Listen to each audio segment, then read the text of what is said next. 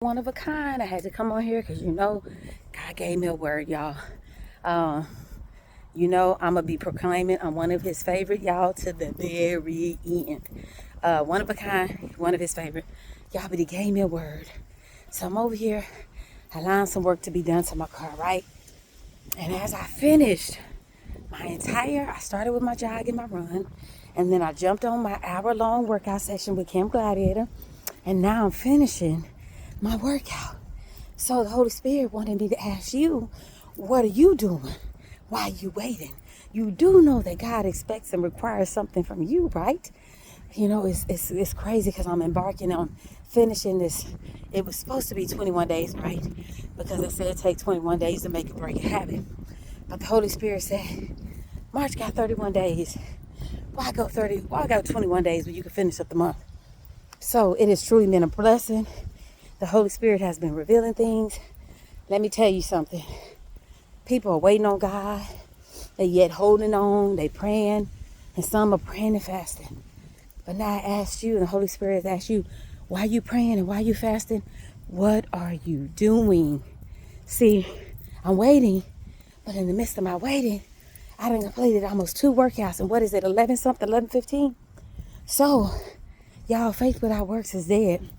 So if you one of them ones, you know how we hear them old folks, yeah, I'm just waiting, holding on.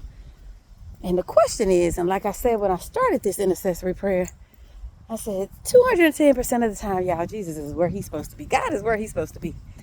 And you think about as we embark upon Resurrection Sunday, right?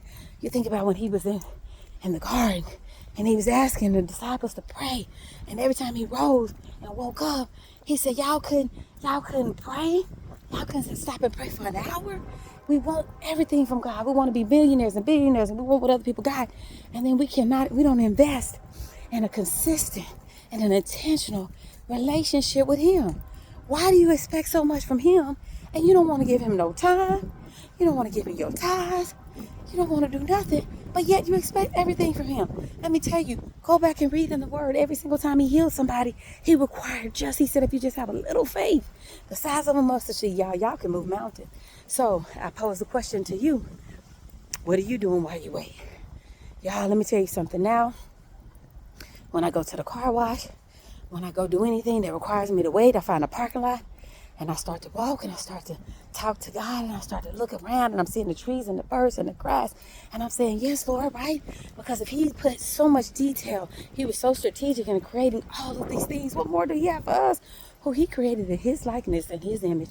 Y'all, I'm hoping this is encouraging you, and maybe this is a word for you.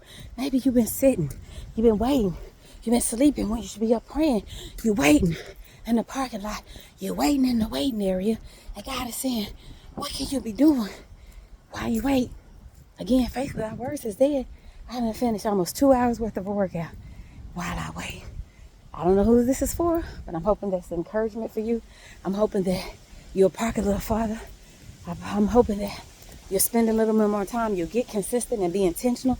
So next time when you're looking up and saying, why such and such and such, and why are you doing this for brother such and such, but you ain't willing to put in the time, invest the time in a relationship with a God who you expect so much from. Y'all have a blessed day.